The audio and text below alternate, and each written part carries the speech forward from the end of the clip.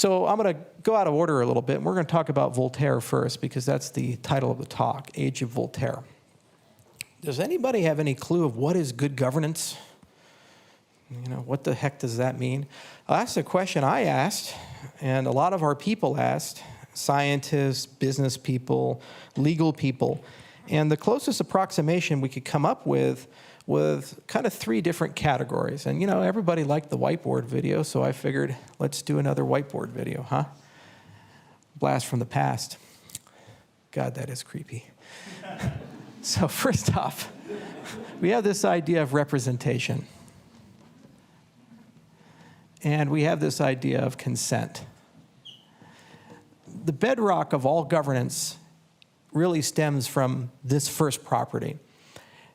If something bad happens, were you consented? Did you approve it? Were you involved in it? Or did it just happen to you? The difference between democracies and dictatorships, at the end of the rainbow, is when bad things happen in a dictatorship, there's always the king to blame. In a democracy, well, you put that guy in. What the hell did you do? You made the decision, right? Representation. And there's many different ways of doing representation. There's direct representation, where you actually voted on it. There's delegated authority, where you give someone else your authority. You know, there's elected officials that you can hire and yell at, and they can kind of become symbols of all your rage and anger. There's even political parties. Go figure.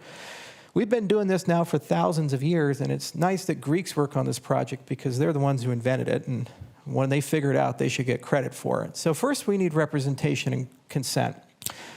So we released a SIP today, SIP 1694.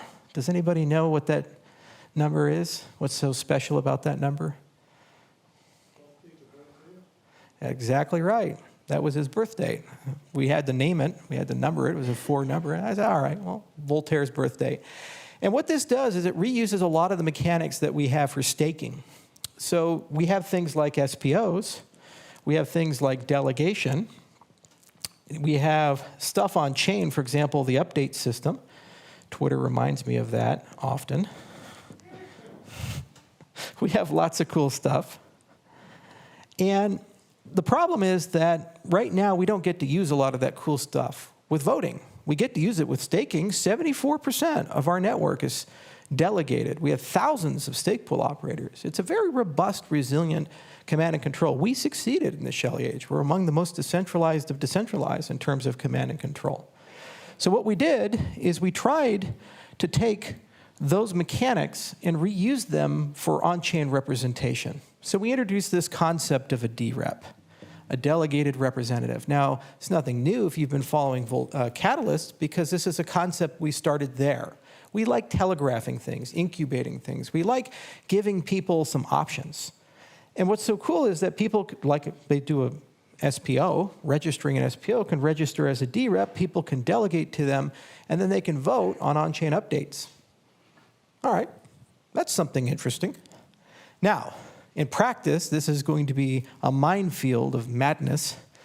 You guys have to approve it. You have to talk about it. So this is just the beginning.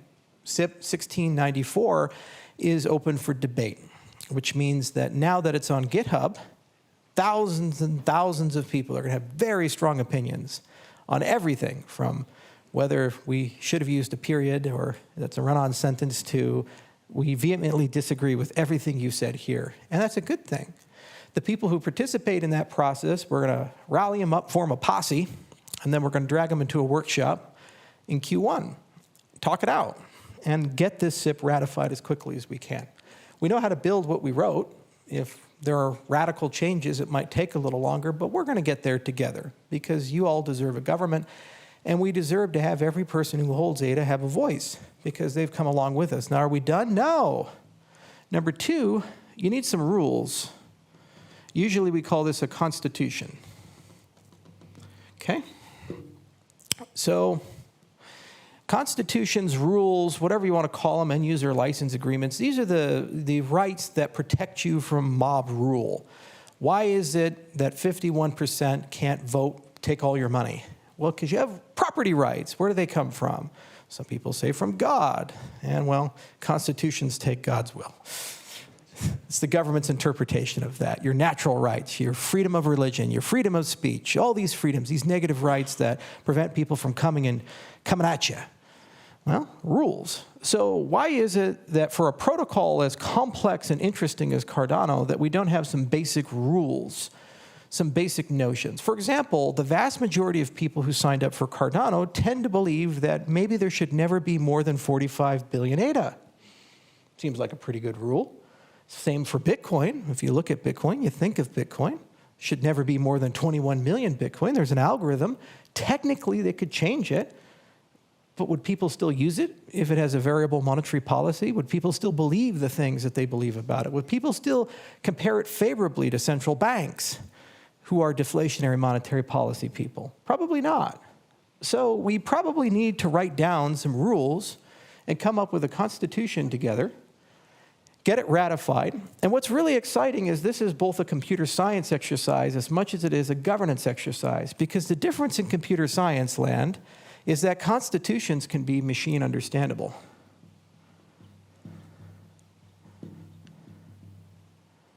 What the heck does that mean? Well, we have these specifications for Cardano. We have these blueprints for Cardano. We have these notions of the design of Cardano, of what Cardano is and what Cardano isn't.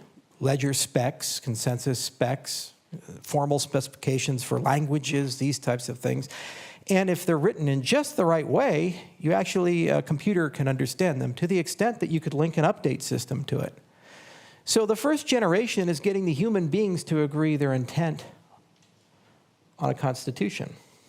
But as the days turn to weeks, turns to months, turns to years, the long-term aspiration is to take that intent and actually make it understandable by protocols, which means our entire on-chain governance system, these two things, basically is one gigantic gnomic machine. How about that? Something I've been wanting to do for a really long time. So next year, we're going to do the same thing we did with SIP 1694. We're going to write down, I'll call it the SIP Constitution, for lack of a better term, some ideas, talk to you guys and see if you like them, don't like them, hate us, and then we'll just keep going and workshop it out until eventually we get to something that people can live for. Now, here's the interesting thing. Once you have a voting system, you can vote to ratify a constitution. How about that? And once you have a constitution, you can take that text and you can version it, and then you can hash it, and then you can embed it in every transaction. When people sign that transaction, it's kind of like signing an end-user license agreement, right? It's pretty simple. So that's one way you can start talking about decentralized constitutions, decentralized governance. No clue where it's going to go, but that's the point. And that's why we chose Voltaire, because he wrote a lot of essays throughout his life. He was very critical about democracy for a variety of reasons, but at the same time was somewhat seduced by it. A very paradoxical person. And similarly, when you think about the nature of direct democracy versus representative democracy versus constitutional democracies, these types of things, you do have to ponder what's required to make all these things work. And that's what we're living together. And what's cool is we do it as one. Now, number 3, you need institutions. Now, the problem with decentralization is actually, at the end of the rainbow, decentralization tries to kill institutions. It goes around, it says, why the hell do we have all these middlemen? And get rid of them, you know? Everybody's a kingdom. Everybody's self-sovereign. Well, institutions are things we construct to deal with complexity.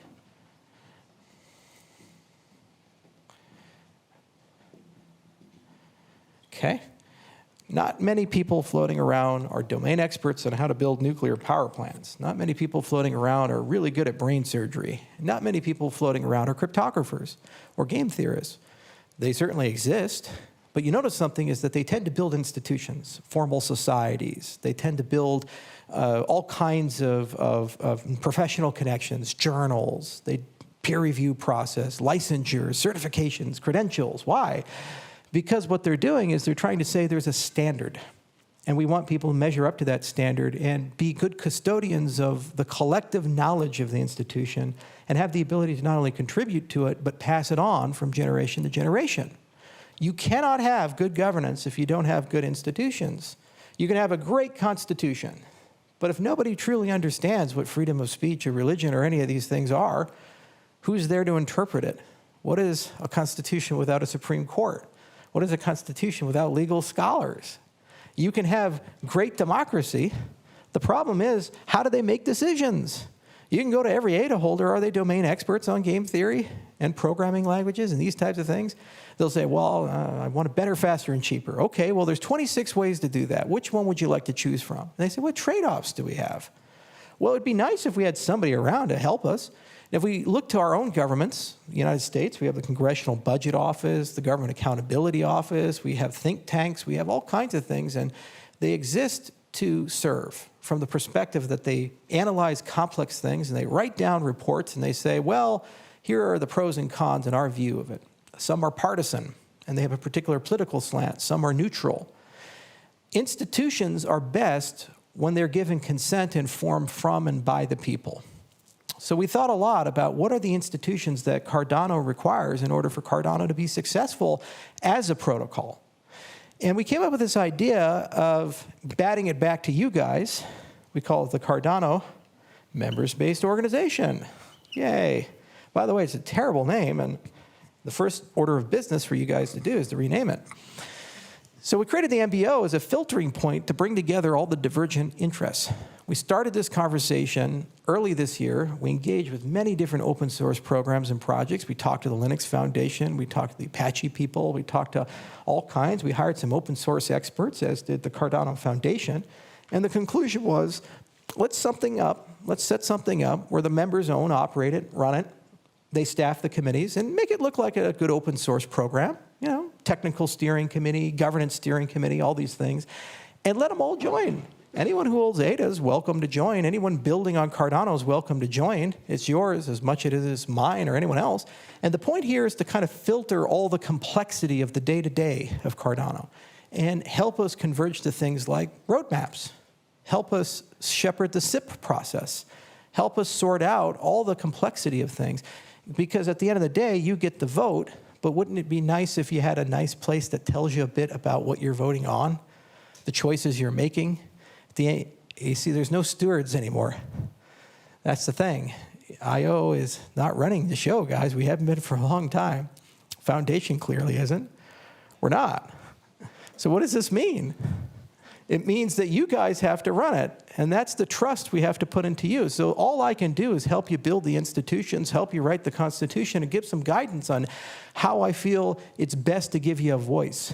But at the end of the day, the voice is yours, and yours alone.